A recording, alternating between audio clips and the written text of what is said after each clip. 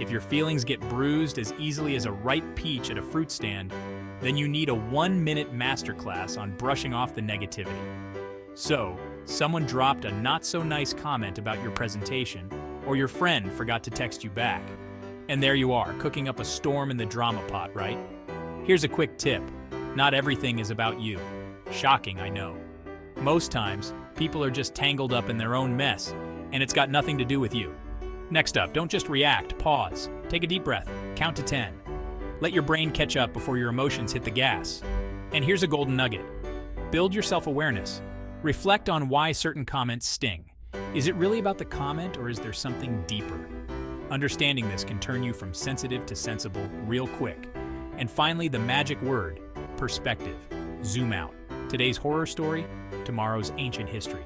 Keep it light, keep it moving. And that's how you stop taking things personally. Ready to brush off the negativity like dandruff? Go get 'em, Tiger. If you found this helpful, please like and subscribe for more tips.